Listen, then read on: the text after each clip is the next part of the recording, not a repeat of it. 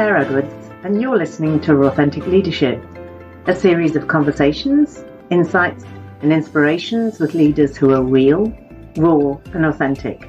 I'm so excited today to be talking with Andy Holmes, the lens changer. Now, the audio quality isn't fantastic for two reasons. Firstly, I was using Zoom because I wanted to see Andy's face, and he's based in the UK and I'm in Australia. And secondly, well, this is my first podcast, so please be gentle. Andy shares with us some really enlightening insights into the characteristics that qualify him for being this series' connected leader. So enjoy. Andy Holmes describes himself as a lens changer, a thought provoker, a coach, and a mentor. Oh, and when he's not inspiring people by helping them see a different perspective, he's the Global Capability and Leadership Director of RB, which you might also know as Reckitt Benckiser. They're one of the big four players in household personal care and health brands. Think Banish, Nurofen, Durex. Oh, come on, I had to include that one. The reason I'm so excited to be in conversation with Andy, though, is because, in my opinion, he is the epitome of authentic leadership and specifically connection, which is why this episode's theme is the connected leader. Andy is passionate about what he says, changing this ball we live on, person by person. He's an igniter, an inspirer, a catalyst, and a connector. And these beliefs are reflected in Andy's connection with his people and his social media audiences, his unabashedly real and raw posts journaling his own leadership experiences, observations, and opinions. Now, I spoke recently with Andy in preparation for this podcast, and I suspect by now he's thinking, oh, for goodness sake, Claire, will you just get on with the conversation and stop blethering on about me? Yes, he's humble too. Andy, welcome to Authentic Leadership. Thank you very much, guys. It's great to connect. It certainly is. It's been a long time in the making, hasn't it? I know. It's amazing how with modern technology we still find the things to distract us and put time in the middle. But it's for me. I mean, we talked the first time. It's so cool to connect with someone from my homeland, but living in the land that I used to call home as well. So it's awesome to speak to you. That's right, and that's what I love about technology as well. It's what time is it here? It's 20 to 7 on a Friday evening, and I haven't even got a glass of wine. And you're just about to start your day. I know, the irony is that just as you said that, I can see that you're looking outside with sun blazing in through the window, and I'm looking outside seeing dreary rain and clouds. So your day's finishing better than mine starting. Oh dear, never mind. We all have our troubles to bear. Hey, in the beginning, in introducing you, I love this term lens changer that you've coined. Yeah. And I'm really curious. What does it mean for you, and how did it come about? What do you mean by lens changer? Well, it's a really weird one, and it's a bit of a convoluted story. So you said that I'm fairly raw, and I am. So this story may wander a little bit, but bear with me.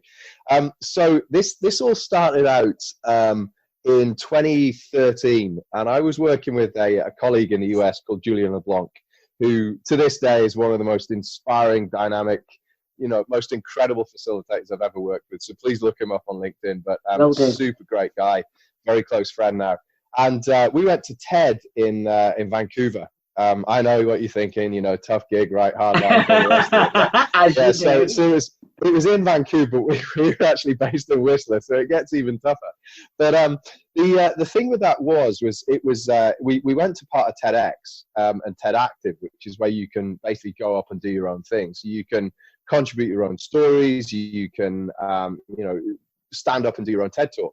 And I had this concept that I wanted to talk about, and it was around the lens changer. My brain works very much as very much in images. So every story, you'll see in a lot of my LinkedIn posts and my Instagram, that most of the stuff I talk about has an analogy, has a picture, has an image that is the hook for that. And the thing for me was that when I started thinking about the way that our minds work, it's very much, I see it as we're currently operating in a world where everyone's working like an iPhone to take pictures. And what we need to get back to is almost the old school manual SLR camera.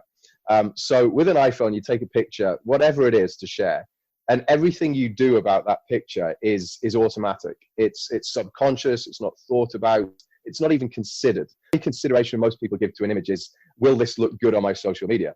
And so for me, the lens changer bit is really about, if you think about an old school SLR camera, the first thing is you need to select your image. You need to select the thing that you want to capture. So there's consideration, there's perspective, there's time spent in doing that. Then it's about, how do I make sure that I frame the picture in the right way? So what's my, how can I get the things that I want to be in that picture? Because I'm not going to be able to crop it. What it is what it is. Yeah. Then it's about, focus. Then it's about which area of that image, that frame, am I going to select as the thing that I want to be the subject of that picture? Then it's about, the light coming into the picture. Is there enough? Is there enough to illuminate it, to give it resonance? Is there enough to really make that sort of thing stand out and pop? And then the final thing is about aperture. So what is my depth of perspective going to be? How deep am I going to look into it? What's the exposure going to be? How much light, how much time am I going to spend absorbing, processing, and reflecting that image? So all of this way through, the reflection, the mirror in the camera, there's all of this stuff for me plays absolutely together. So for me, I had this sort of talk, this concept, and I will still do it. So you've got it here. I will do a TED talk on this. But I'm going to hold you to that. I wanted to take. Please do. And I got to Whistler, and you know what? I bottled it. We got there, and I was surprised by the size of the personalities, and how many people had been there before, and all the rest of it. And I bottled it. And we came away from that, and we had some incredible conversations. And Julian said to me, he goes, you're going to change the way, but you've got to do this. You've got to follow this talent, this skill you have for speaking with rawness and authenticity. And that's where the whole thing started from. The irony is that it's taken another 5 or 6 years. And I went on a course, about two months ago with Nick Craig, who works for the Core Leadership Institute. But he has a program called Purpose to Impact, which he's built. So he works with the likes of Brené Brown and that sort of thing. And, very, very well known. And we went on this program, and it involved us talking about our childhoods, our experiences. What did you do when you were 4? What did you do when you were 12? What did you do when you were 15? Where would you like to have spent more time if your teachers and your homework had permitted it? Good question. You follow these experiences through your life. And the big thing for me that I started to pick up was that every single aspect of my life, I've done the same thing. So when I was a kid, your school holidays, you might be 7 years old, and you're bored because you've been off for 4 weeks or 5 weeks. And, you'd be sitting on the ground, and I'd always be the kid who'd say, I'd be looking around and think, you know what, there's a milk crate over there. There's a bit of wood over there. If we built a ramp, then this is actually a pretty cool day. And we'd all, we'd spend the next 9 hours until it was dark flying off this ramp and doing all this stuff. When I got to my years playing ice hockey, so, my whole skill as an ice hockey player was looking at the game, being able to almost disassociate myself from what was going on, read the game, where people were moving, where the spaces could be created. And everything I did was about changing the perspective with how I saw the game, making a pass to make a play, to create space and change the game. So again, it was the same thing. Come into my personal life, my professional life, my career. Everything I do is about looking at something, being incredibly observant and curious, and thinking, well, why are people doing things the way that they're doing them? What is influencing that? How does it work? What's the dynamic? And then the curiosity in my mind from my inner child says, what if we changed this bit? How would it look then? Yeah. And that's what I bring to what I do. That's the conversations that I have. So, the irony is that, 5 or 6 years ago, I had a concept that was just something that came to me. Like I say, my mind works in images. And then 5 or 6 years later, when I really do some in-depth work with some specialists in this area, and the thing that everyone fed back to me was, Andy, you're the lens changer. You look at things differently, and you enable others to see that as well. So, yeah, that's where the lens changer came from, and that's how it's now been validated. Wow! And just listening to you there, talking about curiosity, what a powerful attribute to have in leadership is that that insatiable, that natural curiosity. And so I'm thinking about, okay, so how in a way have you been able to use this skill, this innate ability to see things from different perspectives, to gain depth, all the analogies that you're just using about the SLR? And what are the lenses, like the leadership lenses, that you're really passionate about changing? What do we need, Andy? Well, I think for me that the first thing was where it came from, and the biggest lens for me was I was very fortunate. I started playing ice hockey at the age of 3.5 or 4.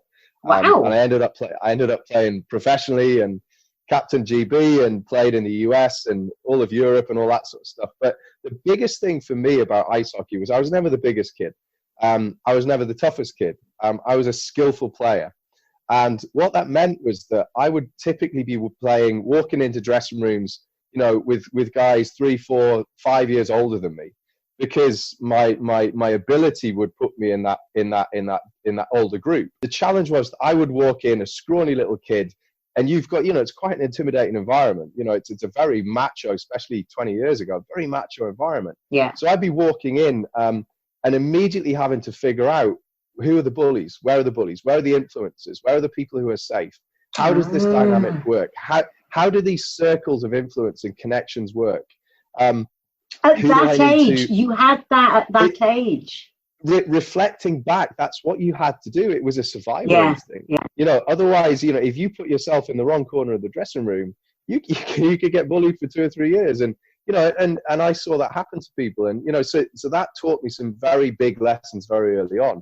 And so for me, coming into the corporate environment, the biggest thing I think we need to shift is changing the way that circles of influence operate. So often, and it's part of the hangover from the industrial revolution, whereby circles of influence are dictated by hierarchy. Circles of influence need to change. We hear so much about inclusive leadership and diversity, and I'm sorry if my tone changes when I say those words, but for me, there are so many consultants, so many businesses, so many organizations who are making so much money or putting so much sort of corporate bravado out there about these topics, and they're really not getting to the core of it. All of this stuff around inclusion, around diversity, around influence, around perspective, it's just about being human.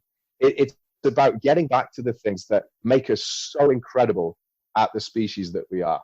You look at things like attribution. We're the only species who can do that. Yeah. But that in some ways becomes our downfall as well. It becomes our downfall, and those attributions drive bias. That bias drives exclusion. That exclusion drives influence. Yeah. So for me, it's really about how can I, you mentioned changing this ball. It's about how can I enable the people that I interact with on this ball, the world. How can I enable people to really understand and appreciate that getting back to what made us great in the first place is what will enable us to be great again. And that for me is the biggest shift that we need to make. So the lens changer that I have is, how can I, through everyday observations, everyday reflections and insights, bring things to people's attention that until now have been fueled by their bias, by their assumption, and by their attribution, that is a skill that we have, but is something that when it's subconscious becomes our downfall.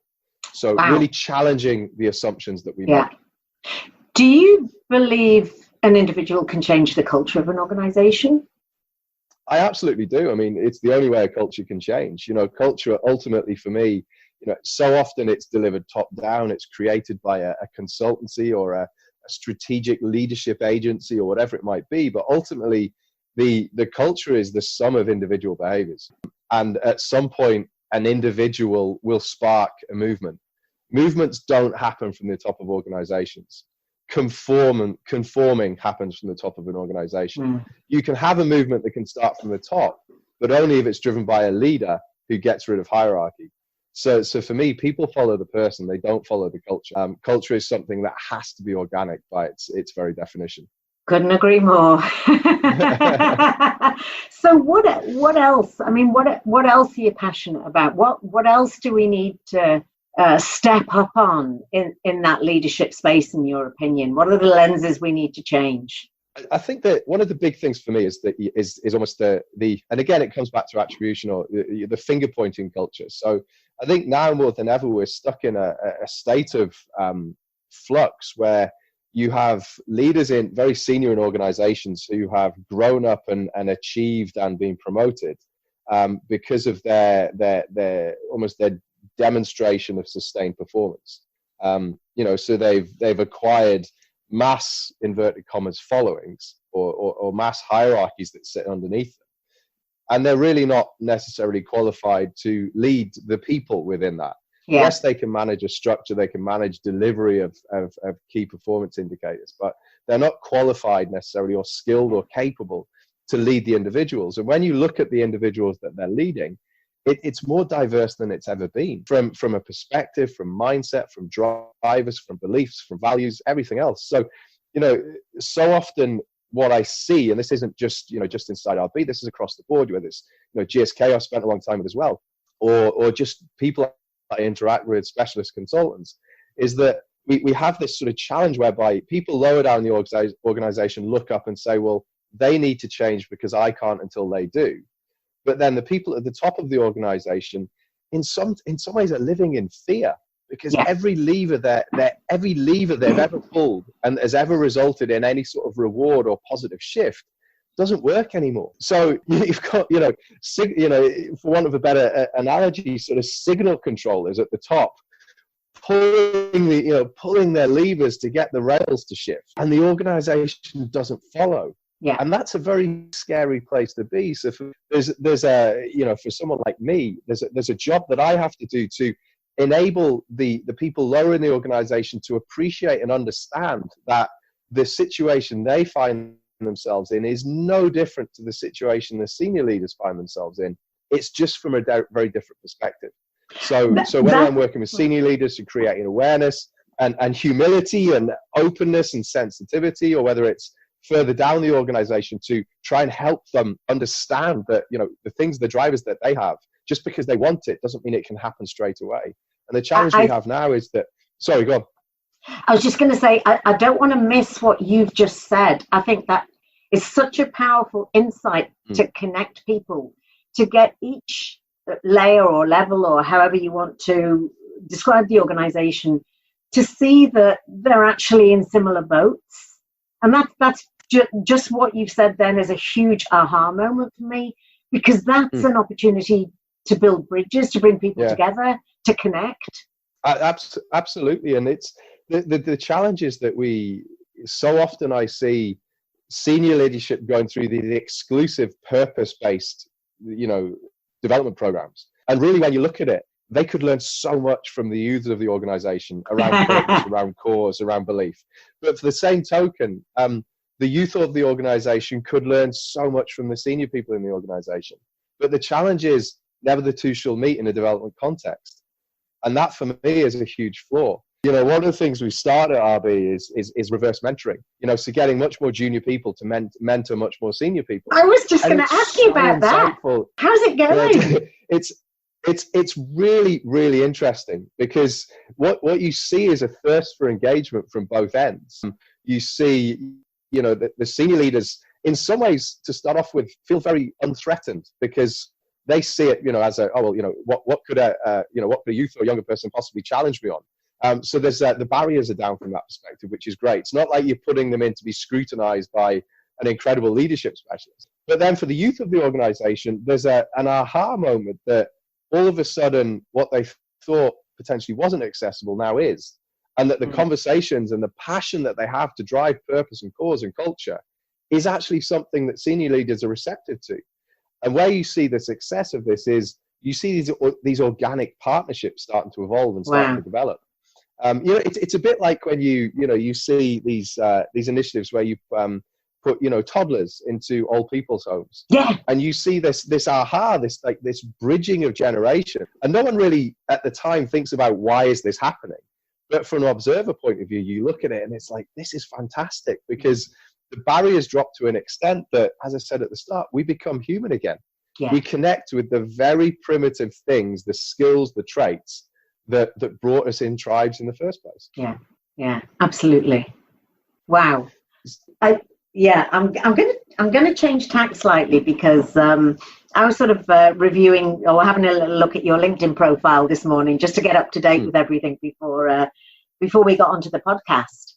And I think I've just watched one of the most insightful videos that you've done, and remind me at the end of this podcast to make sure that that we get your social media contacts, that people can follow you.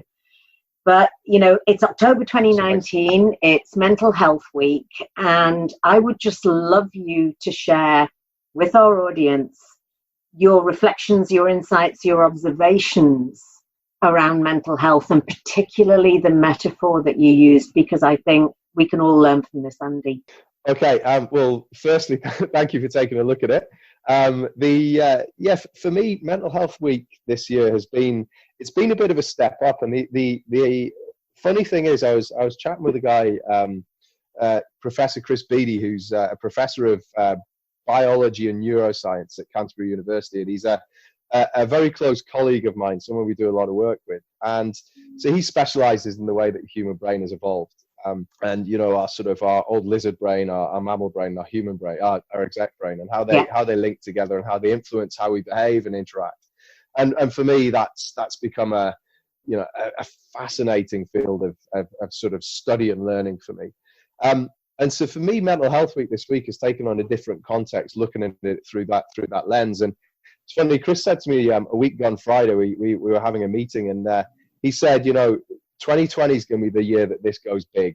And I said, well, what do you mean by that? And he said, there's a wave of influence, of thought, of purpose around mental health now, that rather than it being a nice to have, it's becoming recognized as the underpinning of almost the ability for us to thrive, or the ability for us to fail in society. It's got to that sort of tipping point. And maybe it hasn't got to that tipping point. Maybe our awareness of the significance of it has really started to increase. So we've had some amazing conversations this week in RB. We ran a mental health breakfast. When I say we had people queuing out the doors, literally we had people queuing out the doors. The restaurant filled. We had people sat on chairs, on tables, standing. It was amazing. And the significance of that was that there was this real sort of not necessarily a need to solve a perceived problem, but a want to have the conversation. A want for us, a real thirst for us to be better connected as people, as individuals, a thirst for us to be coming to a place that we really wanted to be, that we felt included and we felt warmth. And that for me was a real change. It was nothing about blame. It wasn't saying we're not getting this, that's why we're here, or we think this is an issue, that's why we're here. It was, this is what we want our workplace to be. And that for me was a very big shift. And so we had some really, really interesting conversations, a lot of dialogue, a lot of humility and honesty. And what that does is it drops barriers, it builds trust.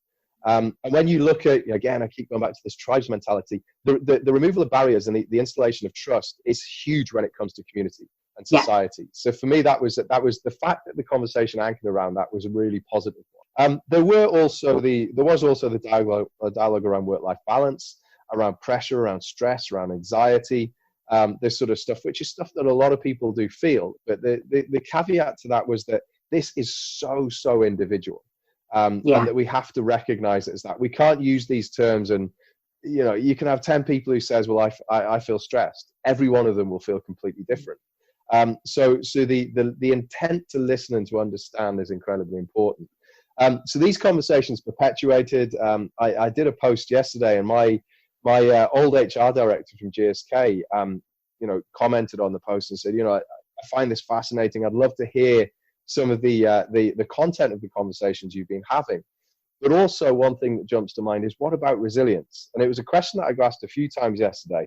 And just before this podcast, you and I were talking, and I said that, one of the times that I'm at my most creative is first thing in the morning. That's when my thoughts really run.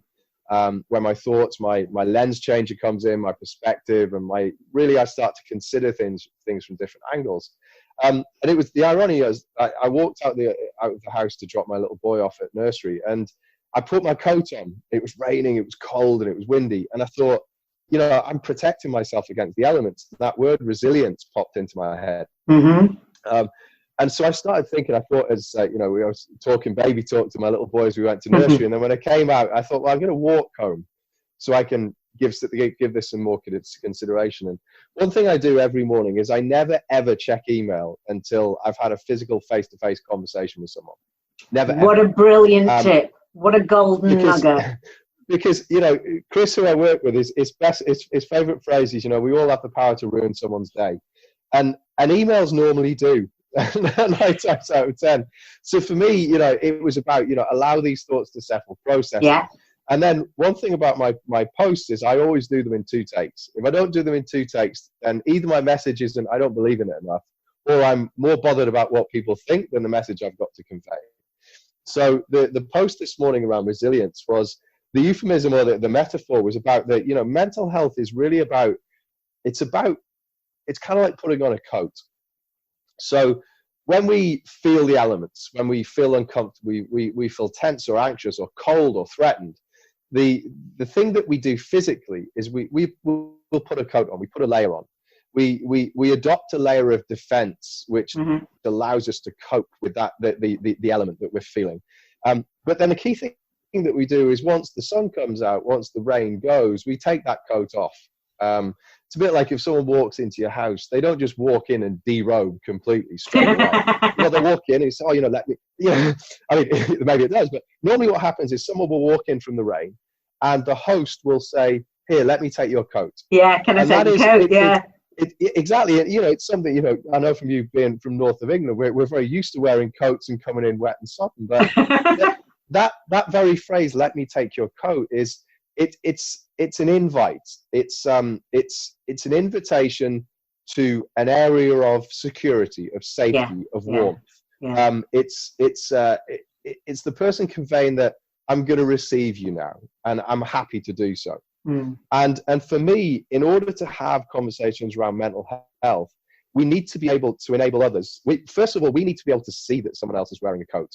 Exactly. The analogy of wearing a mental health coat. So if someone else is trying to cope, they may be more closed. They may be less open. Firstly, we need to be open enough to see that. Secondly, we need to be patient enough and take the time and consider the way that we ask that question, almost that, can I take your coat? That is really important, because the person is wearing that coat for a reason. So we need to ask that question at the right time. We need to ask the question at the right time. We need to ask it with sincerity and with patience. So for the mental health piece, that for me is the key thing. If you're going to try and help, you need to be open to helping. You need to have the time, you need to have the patience in it. You need to ensure that the way you ask that question is the right way. And then accept that person may not take you up on that first time. Yeah. So you need to be prepared to do it a couple of times. For the person who's experiencing the, maybe just not being at their best. Mental health doesn't have to be about someone being depressed or anxious or these big terms. It could just be having an off day. But for that person, you need to sort of accept that every time you take that coat off, it's going to feel a little bit uncomfortable. And we need to be aware of that dynamic. So that was the mental health sort of analogy for me this morning. The resilience piece was that resilience in the workplace is often used as a term of strength. As a term of performance, this person, mental you're very toughness. Resilient. Now, resilience is well, exactly, and it's almost the British, we have this stiff upper lip mentality from the war years. But the resilience for me is not the ability to go out into the rain and run out in a t-shirt and just stand out in a t-shirt and take the elements, no matter how cold or how wet or for how many days that happens. That's just not being smart. That's stupidity. So for me, resilience is the ability to, it is kind of, and it's stupidity. If you looked at someone doing that on a day like today, for me, you'd think that person's, that's just stupid. Like, but, every day in the workplace, and it sounds ridiculous, but every day in the workplace, we are surrounded by people. We might be one of those people who walk into work and keep their coat on the whole day. Yeah. They keep their coat on the whole day. They may walk in with a coat and a hat. Yet, because we're not aware of it, because we're not sensitive to it, we just let them do it. And the problem is that for that person, it's very uncomfortable to take that coat off. So for me, resilience is much more about the ability to go out into the rain and then come back. It's about elasticity. It's about our ability to flex and adapt. So you wouldn't run out into the rain and just stand out there in a t-shirt and get sodden. Yeah. You go out there, and then when you'd had enough, or when you felt like it was getting a bit great, a bit daft, you come back in. The problem is that for people who are struggling with mental health or whom aren't resilient, they'll get stuck out in the rain in a t-shirt. Yeah. And the problem is that in corporate worlds nowadays, we let people do that.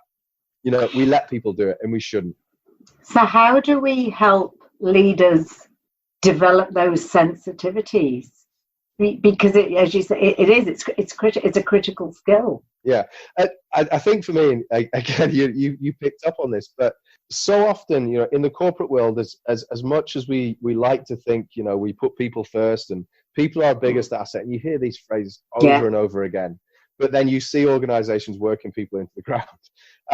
For me, the big shift, and my big role in this, the big shift is getting people to realize, and organizations and leaders in organizations to realize that in order for people to be at their best, people need to be the best version of themselves. Yeah. So it's not about you giving people more training courses. It's not about you, giving people the best tools and equipment. It's about you enabling and facilitating people to be the best version of themselves. Yeah. And that starts with the whole person before the person at work. So that can be physically healthy, it can be mentally healthy. But the biggest thing about this, it's about balance, it's about stability. If someone's euphoric one day and then down in the doldrums the next day, that's not the best version of themselves. Yeah. Moods are our body's signal to our brains to tell us that something is wrong, to tell us that we're under-resourced. Even if we're euphoric, it's your body's way of signaling to your brain. It might be, your body saying, we've got a sugar rush going on here, or I feel something, but there's going to be a crash coming. So, moods are our body's way of ensuring equilibrium in our brain. That where we've gone out of kilter is that we don't interpret moods anymore. You think about last time you walked into an office, could you say that no one in that office fluctuated in mood? No one in that office was in a mood. And those are the very things that we should be paying acute attention to on a daily basis. So we hear about self-awareness in leaders. Self-awareness, yes, but it's sensitivity to and awareness of others that, for me, is as big as anything. And I think there's a big difference between self-awareness and sensitivity. And just you talking about moods then is that we're so quick to judge people, little things like, oh, God, did you get out the wrong side of the bed this morning?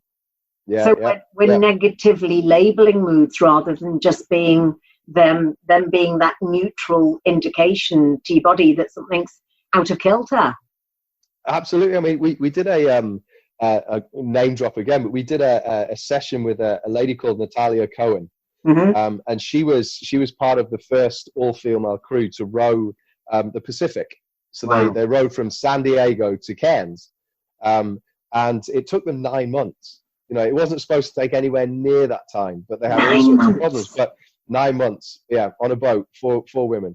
But one of the biggest bits of their training was facial recognition, and it sounds ridiculous. I mean, of course you can recognize someone's face. You've been on the boat with them for 9 months. But one big bit of their training was that every time they trained, they were in the gym, they were in an education session on the water. What they would do is that if they saw someone's face change, they'd say, Claire, what does that face mean? Your face has just changed. What is that expression telling me? What is it telling you? And what should it convey to me? And the reason for that was that when you get tired, when you get fatigued, when you get, I suppose saturated with your environment, the recognition and interpretation of facial expression and mood is the first thing that starts to change. So what they had to be sure is that when they were 5.5 months in and they were running out of food and it was going to be so many weeks before they touched land, they needed to be sure that if one of them woke up in a bad mood or is fatigued or angry or feeling resentful of the situation or each other, that they could interpret that, be sensitive to it, and adjust, record it accordingly.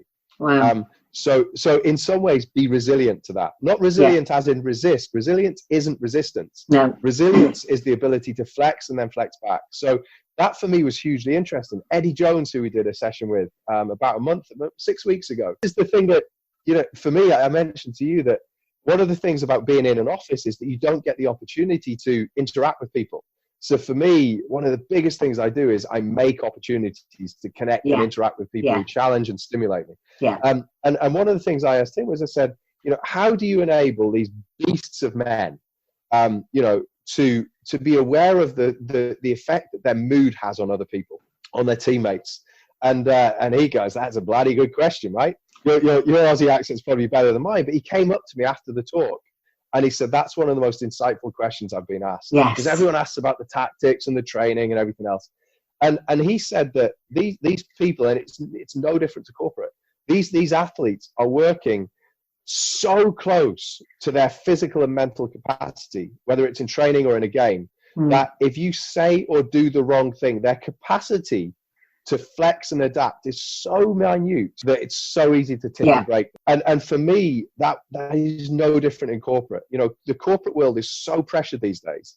Business is so difficult to get and to perform that we expect people to operate so close to their maximum, yet we don't always give them the flex, or we're not always sensitive enough to the fact that our minute movements in mood, the little phrases, exactly as you just said, Claire, the minute phrases that we use, the words that we drop without even thinking, can have massive impact on the individual, on the mood, on the mental health, and then that goes straight back into culture.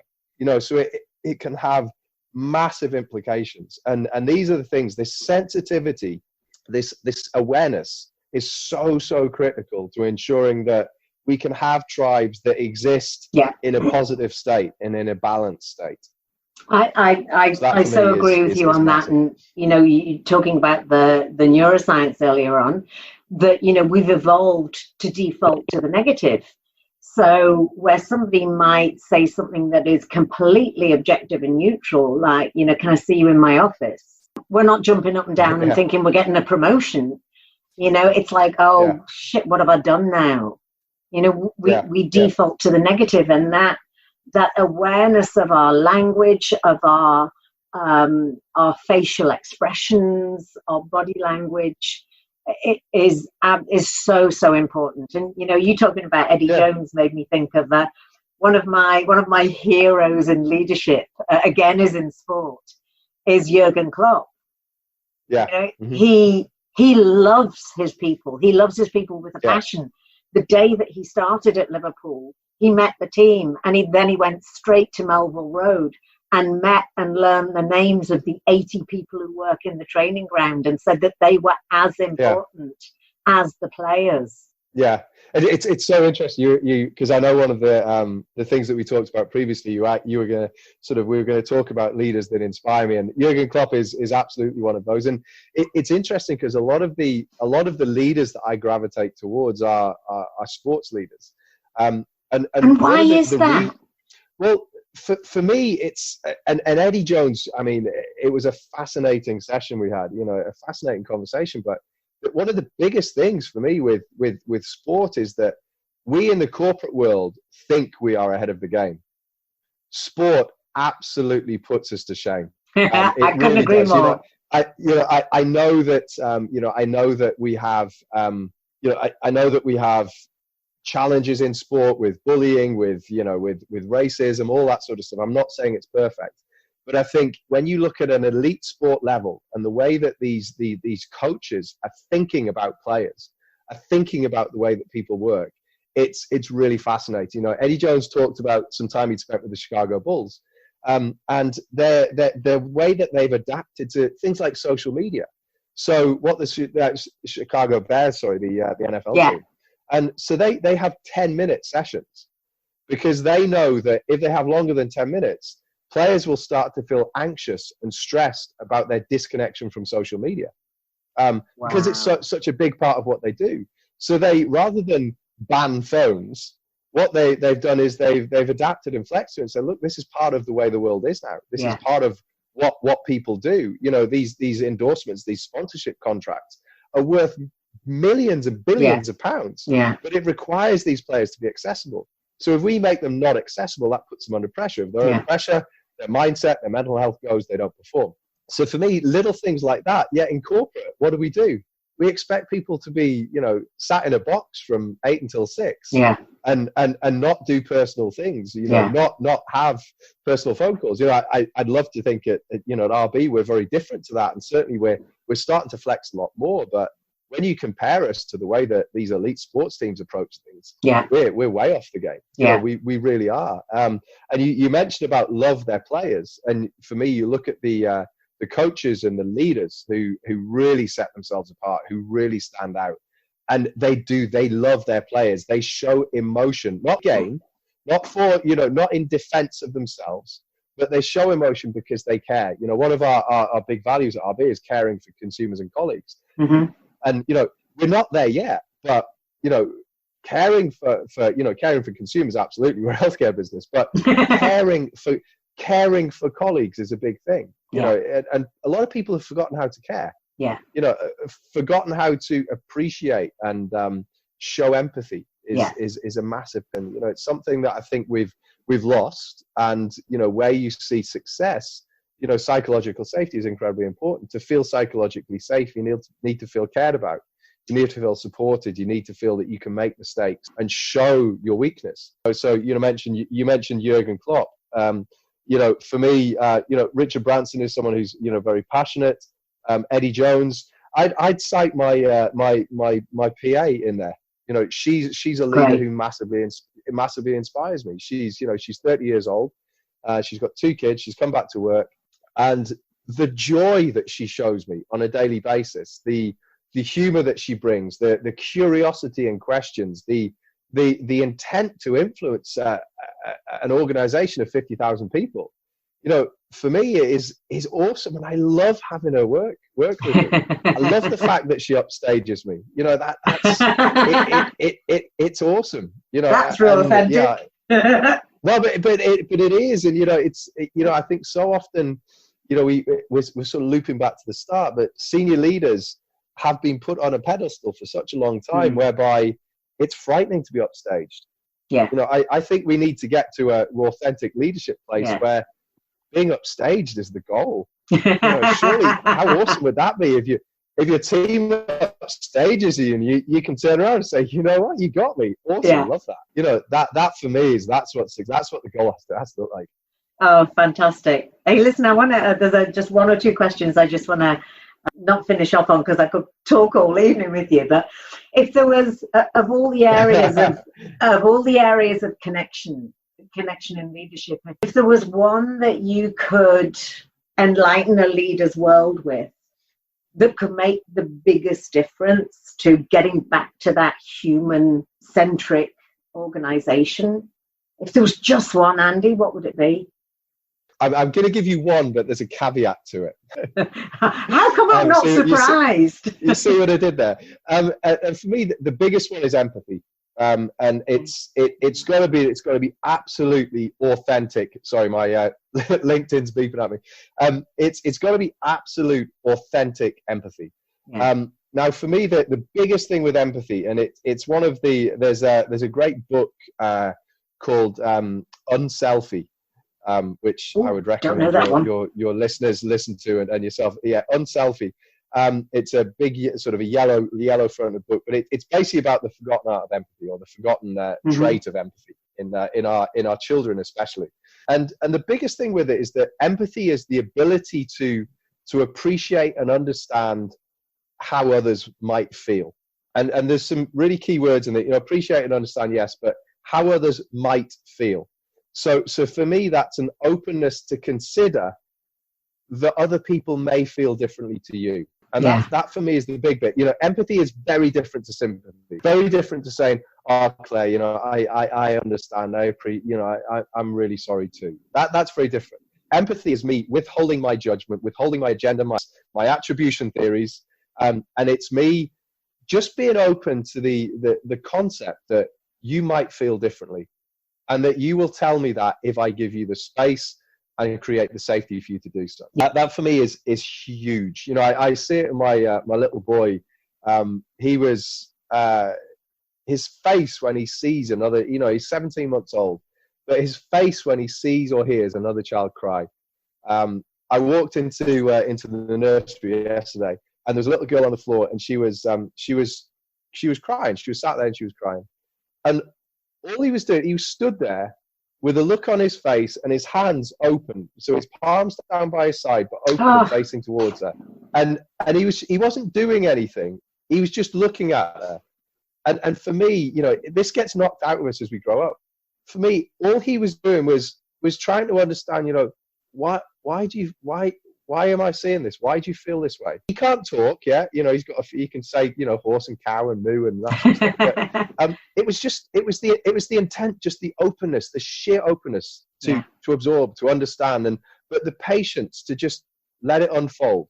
Yeah. You know, so for me, that was empathy 101. You know, Lucas, and tip my hat, little buddy. Like, you know, it was incredible. But to be empathetic, in order to do so, it's about discretionary effort. You know, we've got to a stage in society now where, in order to really be empathetic, you've got to have mental and physical capacity to be that way. You know, so, you know, I go back to, you know, the phrase that we talked about, you know, to be your best, you've got to be the best version of yourself.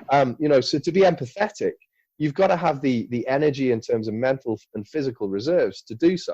You know, so if you consider a culture, you know, we say we want cultures to be empathetic, there's got to be a catalyst. You know, so someone at some point is going to have to build that capacity in themselves to then give that energy, that patience, that empathy to someone else. That then reciprocates, and that then starts to become a catalyst, and that then starts to create a movement. So, you know, for me, empathy on the surface, yes, absolutely, that's the biggest thing we can instill in our leaders and create and build. But capacity will drive empathy. Yeah. And if we keep screwing people to the ground, if we keep pushing people to within an nth of comfortable and where they're capable, that's not going to happen. At some point, a business has to say, you know what, % less on the profit or on the COP will drive a capacity for our organization to shift. You can't have both, and it's a choice. Oh, Andy, listen, just the amount of insights that I want to borrow your brain for a day. You can have it. It's a tiny place to be. What keeps coming to me is, you know, when are you going to write a book? And I know you. I mean, I follow you. I need to. Blogs and what have you. You really do, because you are. Again, coming right back to the beginning, you epitomize authentic leadership for me. This is what 21st century leadership needs, and that, you know, and to finish on that role of empathy. And I was just thinking of a saying that I heard recently. You know, the old saying is that you can never really understand or judge someone until you've walked 2 miles in their shoes. And the little addendum was, but you've got to remember to take your own shoes off first. I love that. Love it. And isn't it great? Yeah, now, absolutely. Listen, we're coming to the top of the hour. I know you're super, super busy. It's just been an absolute joy to have this conversation. We didn't cover any of the questions we were going to, but sometimes that's the best way, right? We both suspected it was going to go that way anyway. Listen, how can people follow you on social media? Instagram, Twitter. So my ironic. I don't do Twitter. For me, ironically, Twitter is everything that I hate about social media. It's, you know, I get it has its place, but I think a lot of people use it for me in the wrong way. And it's actually, I saw an interesting stat yesterday from Ofcom in the UK.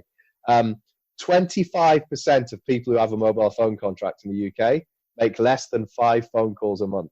Wow. Yeah, frightening. So for me, if you're going to tweet something, have a conversation with someone and tell them.